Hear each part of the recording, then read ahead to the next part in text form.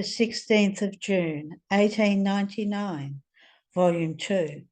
Chastisements are necessary in order to humiliate the creatures. He still continues to make himself seen with the intention to chastise.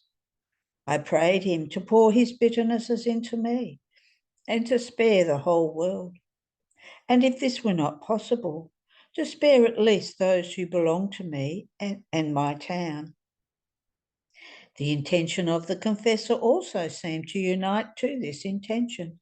So it seemed that, conquered by the prayers, Jesus poured a little bit from his mouth, but not that cup mentioned above. That little bit he poured, he seemed to pour in order to somehow spare my town, though not completely, as well as those who belong to me. However, this morning, I myself have been a cause of affliction for Jesus. Since after he had poured, I saw him more calm, without thinking, I said to him, "My lovable Jesus, I pray you to free me from the bother I cause to the confessor of having him come every day. What would it cost you to free me yourself, releasing me from that state of sufferings yourself, just as you yourself put me in it? Indeed, it would cost you nothing. If you want, you can do everything." But while I was saying this, Jesus' face turned so afflicted that I felt that affliction penetrate deep into my inmost heart, and without telling me a word, he disappeared. How mortified I remain. The Lord alone knows, thinking especially that he might not come any more. However, after a little while he came back, but with greater affliction, with his face all swollen and full of blood from offences he had just received. All sad, Jesus said, "Look at what they have done to me. How can you say that you don't want me to chastise creatures? Chastisements are necessary in order to humiliate them and not let them grow bolder." End of the reading. The 16th of June, 1903, Volume 5. What renders the soul more dear, more beautiful, more lovable, and more intimate with God is her perseverance in operating to please him alone. Continuing in my usual state, I found myself outside of myself, and I saw baby Jesus with a cup of bitterness and a stick in his hand, and he said to me, "See, my daughter, what a cup of bitterness the world continuously gives me to drink." And I, "Lord, share it with me so you won't suffer alone." So he gave me to drink a little bit of that bitterness, and then with the stick he had in his hand, he began to pierce the place of my heart through, to the point of making a hole, from which a rivulet of that bitterness which I had drunk came out. However, it was changed into sweet milk and went into the mouth of the baby, who was all sweetened and refreshed. Then he told me, "My daughter, when I give to the soul the bitterness of tribulations, if the soul conforms to my will, is grateful to me, thanks me for it, and offers it to me as a gift, for her it is bitterness, it is suffering, but for me it changes into sweetness and refreshment. But what cheers me the most and gives me the most pleasure is to see that the soul, whether she operates or suffers, is all intent on pleasing me alone, with no other end or purpose of recompense. However, what renders the soul more dear, more beautiful, more lovable, more intimate with the divine being, is her perseverance in this way of behaving, which renders her immutable with the immutable God. In fact, if today she does something and tomorrow she doesn't, if one time she has one end and another time another, if today she tries to please God and tomorrow creatures, she is the image of one who today is queen and tomorrow a most miserable servant. Today she nourishes herself with delicious foods, tomorrow with filth. After a little while he disappeared, but later came back, adding, "The sun is there for the benefit of all, but not everyone enjoys its beneficial effects." In the same way, the divine sun gives its light to all, but who enjoys its beneficial effects? One who keeps his eyes open to the light of truth. All others, even if they are exposed to the sun, remain in the dark. However, it is one who is all intent on pleasing me that truly enjoys and receives all the fullness of this sun. End of the reading. The 16th of June, 1919, Volume 12, There is no sanctity without the cross. No virtue can be acquired without union with pains. I was thinking in my interior, where are the pains that my sweet Jesus had told me he would let me share in, while I am suffering almost nothing? And my always lovable Jesus told me, "My daughter, how you deceive yourself. You calculate the physical pains. I calculate physical and moral pains. Each time you have been deprived of me, it was a death that you felt, and I felt I was being repaired for the many deaths which creatures give themselves through sin, and you took part in the many deaths which I suffered. When you were feeling cold, that was another little death you felt, and you shared in the coldness of the creatures who would want to cool my love. But my love triumph over their coldness absorbs into me. I feel the death of their coldness, and I give to them more ardent love.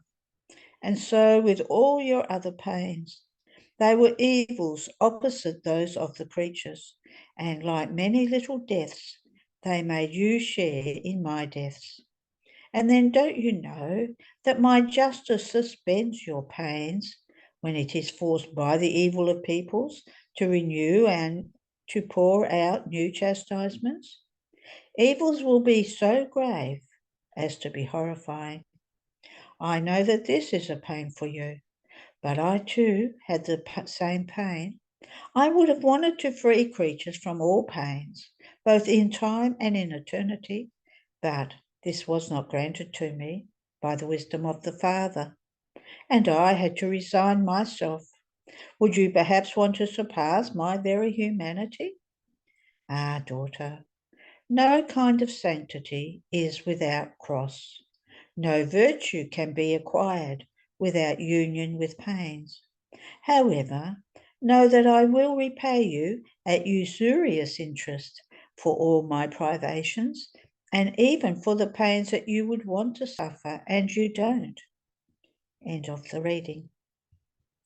The 16th of June, 1928, Volume 24. Example of a spouse when he separates in court, as God did from the beginning of the fall of man. The new engagement for the marriage was done on the cross, the fulfillment of the divine will. I was thinking about what is written here above, and Blessed Jesus continued telling me, "My daughter, it is indeed true that the Supreme Being made its marriage with humanity at the beginning of creation. And it happened as to a husband when his wicked wife induces him to separate in court. But in spite of this, an affection remains in his heart, and he thinks and yearns that if his chosen one should change, who knows, I may once again be able to unite and bind myself with her with the bond of marriage. And therefore he often lets news reach her ears through messengers that he loves her. So God did. Even though the marriage with humanity was unbound in the divine court, he kept an affection, and though far away, he longed for the new bond of marriage with humanity. so much so that he did not destroy the palace that he had formed with so much sumptuousness and magnificence, nor did he take away from her the good of the sun that formed the day, but he left everything, so that the very one who had offended him might make use of it. Even more, he maintained the correspondence by choosing, from the very beginning of the world, now one of the good, now another, who were like messengers. And like many postmen, some brought the little letters, some the telegrams, some the phone calls from heaven, in which it was announced that the far-away spouse had not forgotten her, that he loved her, and that he wanted the return of the ungrateful spouse. So, in the Old Testament, the more I multiplied the good, the patriarchs and the prophets, the more pressing were the invitations and the mail that ran between heaven and earth, through which God was sending news that he desired the new union. This is so true that, unable to contain the ardour of his love any longer, and since decayed humanity was not yet disposed at that time, he made an exception, espousing the Virgin Queen and the humanity of the Word with bond of true marriage, so that by virtue of them, decayed humanity might be lifted up again, and I might form the marriage with the entire humanity. So my humanity formed the new engagement with her on the cross, and everything I did and suffered up to dying on the cross were all preparations in order to carry out the desired marriage in the kingdom of my divine will. Now, after the engagement, there are pledges and gifts left to be exchanged, and these are the knowledges about my divine fiat. Through them, humanity is given back the great gift that man rejected in Eden, the eternal, infinite, and interminable gift of my will. And this gift will attract decayed humanity so much that she will give us, in exchange, the gift of her poor will that will be the confirmation and the seal of the union of the spouses after such a long chain of correspondence, of faithfulness on the part of God, and of inconstancy, ingratitude, and coldness on the part of creatures. So, my daughter, man degraded himself and lost all goods because he went out of my divine will. In order to ennoble himself, to reacquire everything and receive the rehabilitation of the marriage with his Creator, he must enter once again the divine fiat from which he came. There are no ways in the middle. Not even my very redemption is sufficient to make man return to the beginning of the happy era of his creation. Redemption is means, way, light, help, but not the end. The end is my will, because my will was the beginning, and by justice, one who is the beginning must also be the end. Therefore, humanity must be enclosed in my divine volition to be given back her noble origin, her happiness, and to place the marriage with her Creator in force once again. Therefore, the great good that my redemption did to man is not enough for our love, but it yearns for more. True love never contents itself. Only then is it content when it can say, I have nothing else to give him. And knowing that man can return to be happy, victorious, glorious, in the noble state in which he was created by God, and this by means of my will reigning in their midst, this is why all the divine yearnings, the sighs, the manifestations are directed toward making our will known in order to make it reign, so as to be able to say to our love, calm yourself, for our beloved Son has reached his destiny. He is now in possession of our inheritance that was given to him in creation, which is our fiat. And while he possesses what is ours, we possess him. Therefore, the marriage is fulfilled once again. The spouses have returned to their place of honour. There is nothing left but to celebrate and enjoy a good so great after so long a sorrow. End of the reading.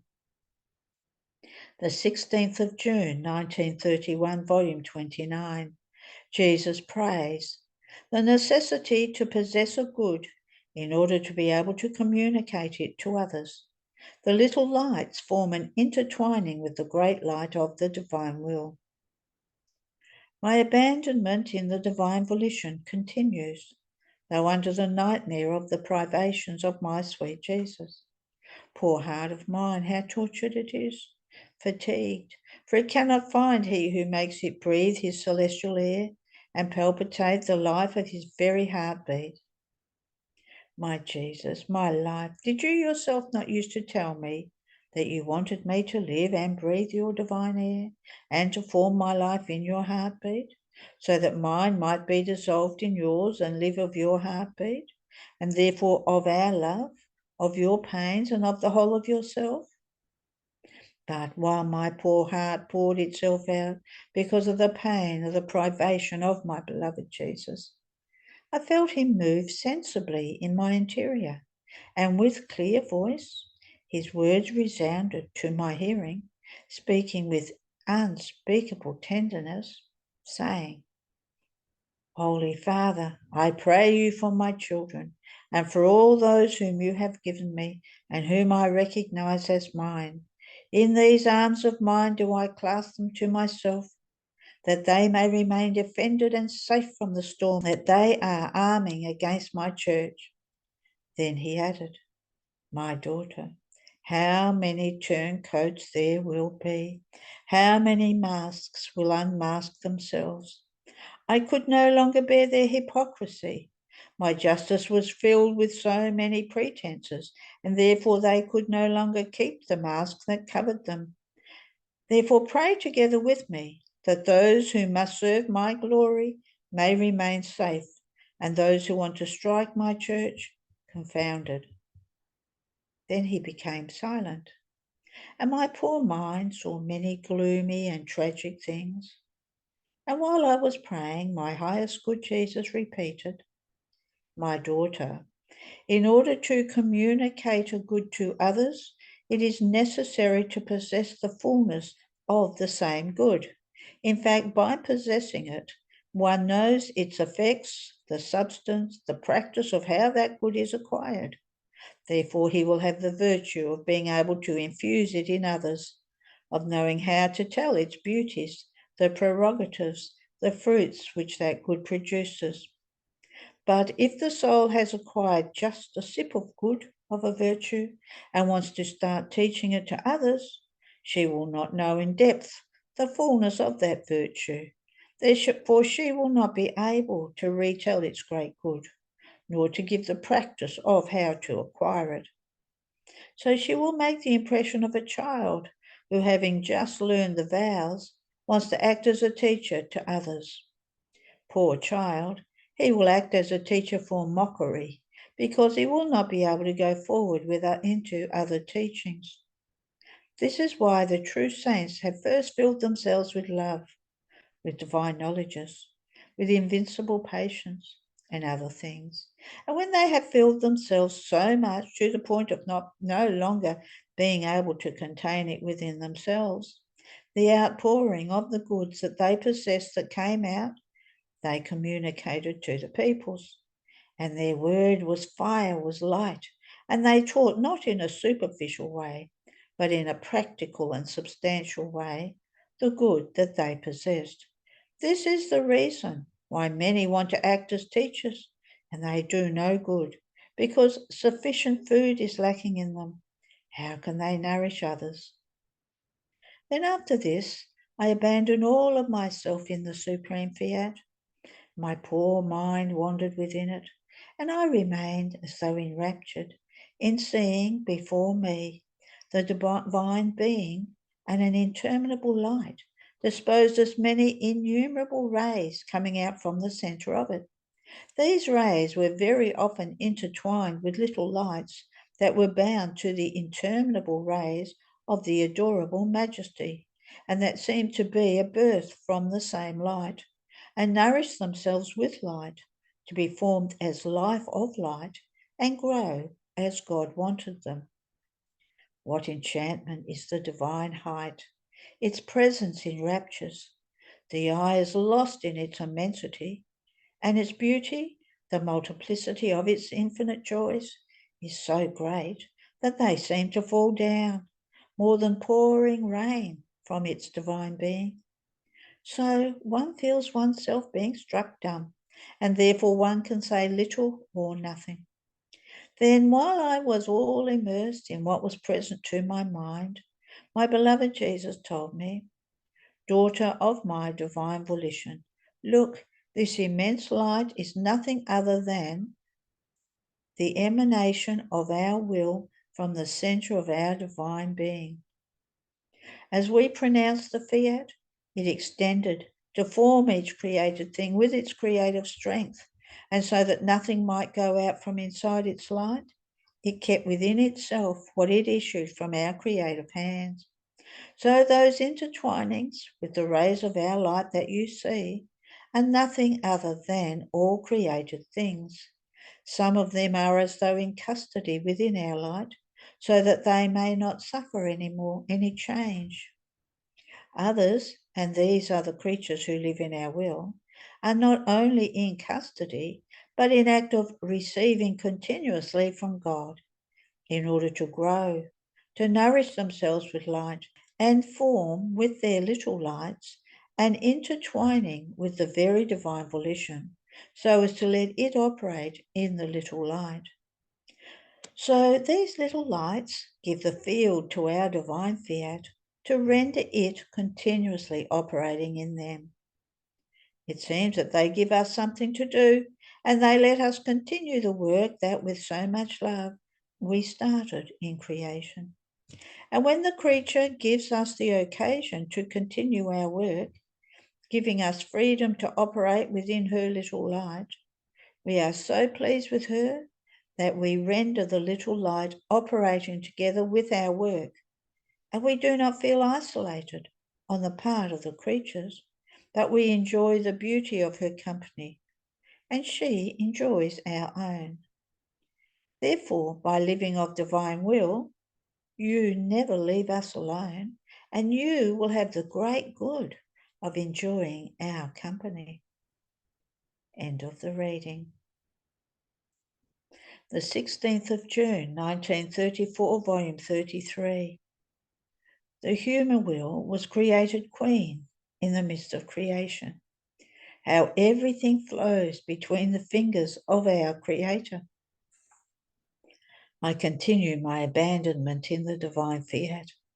Its acts are for me as so many nourishments, that nourishing me, I feel the growth of its life in me, its strength that imposes itself over my human will, conquers it and enraptures it in his, in order to tell it, "Let us live together, and you will be happy with my happiness. I put you forth to the light of day, not in order to keep you far away, but together with me in my own will. If I have created you, it is because I felt the need to love you and to be loved, such that your creation was necessary for my love, the knoll of my will. As my little field, I want to make a display of my works, of my mastery, and this in order to form and give outpouring to my love. Oh, adorable will, how lovable and admirable you are. Such you want me in you in order to give life to your outpourings of love. And if you love so much that the creature lives in your divine volition, because you did not create us as the sky, the sun, without will, it was so you could do what you want. But while I thought this, my sweet Jesus, surprising me, all goodness, told me, "Blessed daughter, you must know that the most beautiful thing created by us was the human will. Among all created things, it is the most beautiful, that which resembles us more. Therefore, it can be called the queen among everything, as indeed it is. All things are beautiful. Beautiful is the sun that with its vivifying light gladdens, smiles on everything. With its light it makes itself eye, hand, and step of everyone. Beautiful is the sky that covers everything with its starry mantle. But for however beautiful all created things are, not one can boast of having made us the littlest act of really loving us. There is not one outpouring of exchange. Everything is mute silence. And everything that we do it alone. No one echoes us to respond to the so many seas of love that there are in all created things. Not even the littlest outpouring is given to us, because the outpouring is formed between two wills that have reason and know if they do good or evil. Therefore, the human will was created queen in the midst of creation, queen of itself, outpouring of love with its creator, queen of all created things. Freely it can do a world of good, prodigies of valour, heroism of sacrifices, if it sets itself on the side of good. But if it sets itself on the side of evil, as queen it can do a world of ruin, and can fall from the highest place even to the bottom of the greatest miseries. This is why, among all things, we love the human will, because we made it queen. It can tell us that it loves us. It can nourish our outpouring of love. It can place itself in a contest with us. We to love it and it to love us. Therefore, we have gifted it with such prerogatives, even to giving it our lightness. It is neither other than a simple act, and yet it is the hand, the foot, the voice of her being. If the creature were to have no will, she would be similar to the beasts, slave of everyone, without the imprint of the divine nobility, our divinity. Most pure spirit, there is no shadow of the material in us, and yet we invest everything and everyone. And we are the life, the motion, the foot, the hand, the eye of everyone. The human life flows in the midst of our fingers as actor and spectator, breath and heartbeat of every heart. And what we do for everyone and everything, the human will is for itself. One can say that for the prerogatives that it possesses, it can mirror itself in us, and we find our little mirror in it. Our power, wisdom, goodness, love can form their reflections in the simple act of the human will. O human will, how beautiful you have been created by your Creator. Beautiful is the sky, the sun, but you surpass it. And even if you had no other beauty, just because you can tell us that you love us, you possess the greatest glory, the enchantment that you can enrapture your Creator. End of the reading. The 16th of June, 1938, Volume 36. How the Divine Will always wants to give and receive from the creatures. Mutual exchange. Rights that are lost and empire acquired. How God finds everything in one act done in His will. Continuing my flight in the divine will, I feel it doesn't give me time, always wanting to give me of itself and to receive what is mine. If I don't know what to give, being just nothing, it wants my will again and again. This is its feast, receiving the will of the creature as a gift, and, if necessary, receiving always the same thing it gave, happy to give these back again, redoubled, with new love, light and sanctity. Divine will, how much you love me. Oh, how much I'd like to love you in return. I felt completely immersed in the fiat when my always adorable Jesus, visiting my little soul, all goodness said, my little daughter of my will, you don't know how far my love goes for the soul who lives in it, how many new things I'm up to, taking her by new surprises, always having something to do with her and always keeping her captured by me. I don't give her time. Now I tell her a truth. Now I give her a gift. Now I show her our enrapturing beauty and our whispering, burning, delirious love that wants love in return.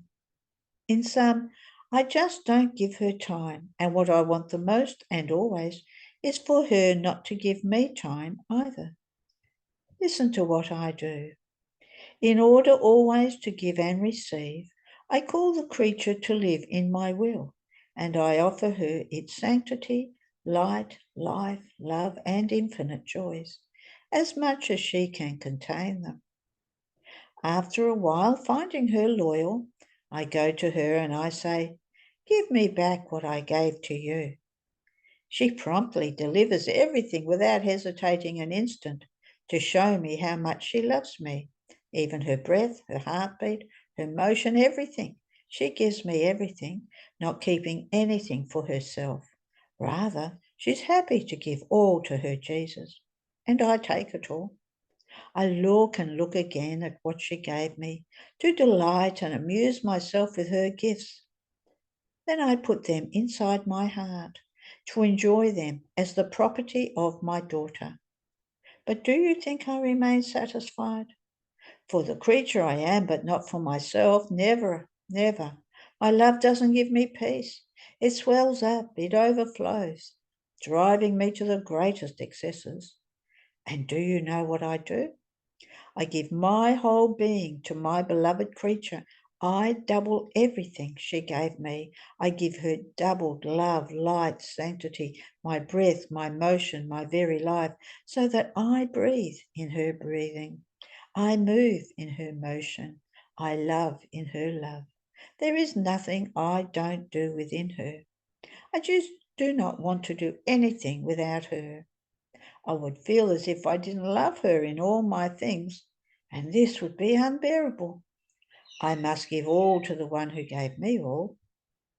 Do you think it's nothing that your Jesus gives you his life to let you live in me, asking for your life to live within you? Trying almost to find ever new excuses to give and to receive, to have a chance to tell you the long story of my will and of my eternal love story. This is not just to give you simple news, to show you how good, holy, and powerful I am, but to actually provide you with my love, will, sanctity, goodness, and beauty. Isn't such an excess of love almost unbelievable? Just by wanting to always keep her with me, I show my great love. I give her something of myself, since she possesses nothing by herself that is worthy of me. Then making it her own, she can say, you gave to me and I give to you. Isn't this the kind of love to break and move even the hardest hearts? Only your Jesus can love in this way. Only your Jesus knows how to love in this way. Nobody can claim to be able to reach me in love. I myself do it for one who lives in my will. Every act she does in it is like a sun rising in fullness of glory and sanctity. I take shelter in these suns to delight and rest. Then I find my beloved creature all immersed in these suns. She looks so beautiful to me. Moreover, by living in my will, there is nothing human in her. She loses the rights on her will and on all that is human. All rights over her will become ours when she acquires the rule over all that is divine. Oh, how beautiful!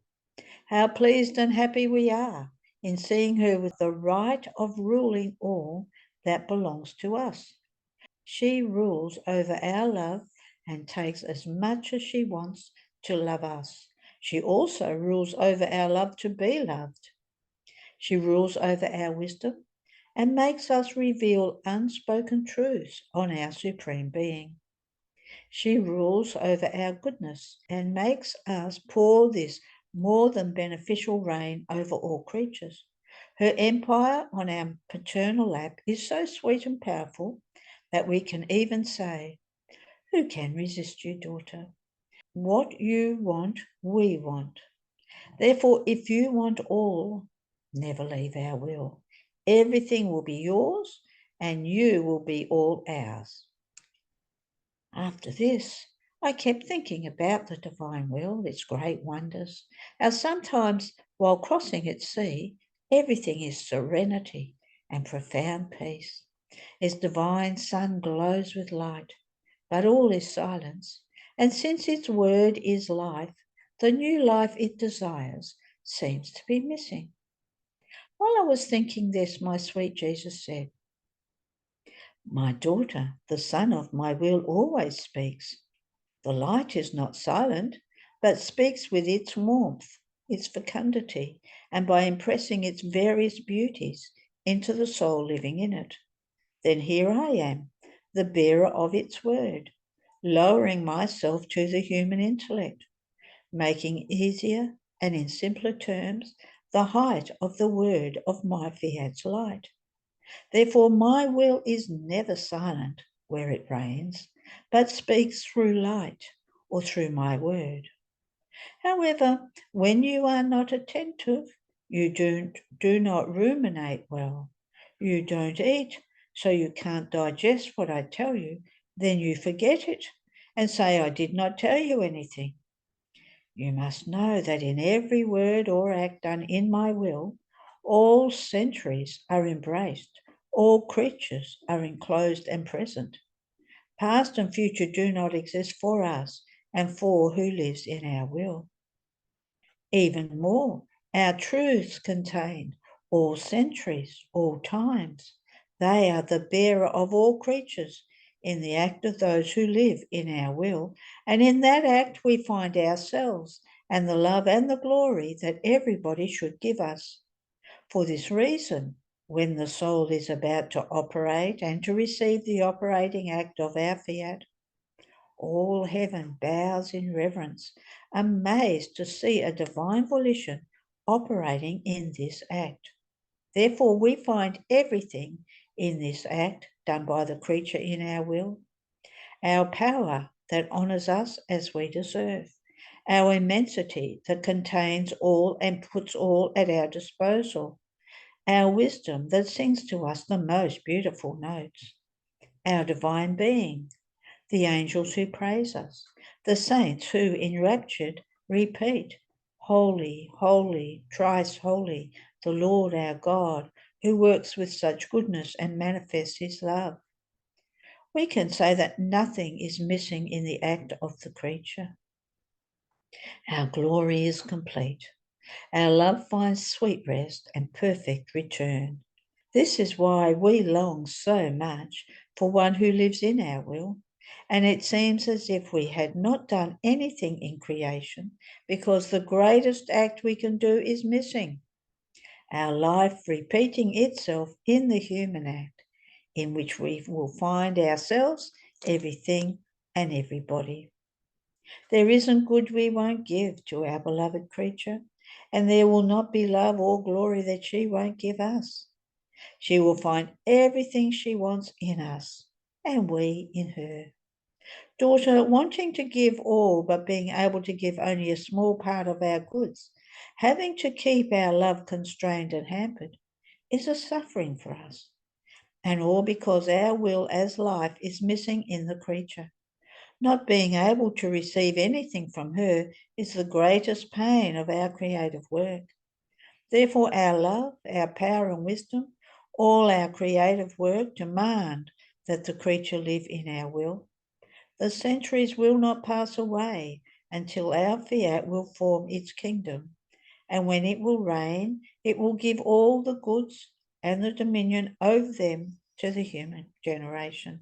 Therefore pray, and may your life be a continuous act in our will to obtain the coming of its kingdom. End of the reading. There are no more readings today.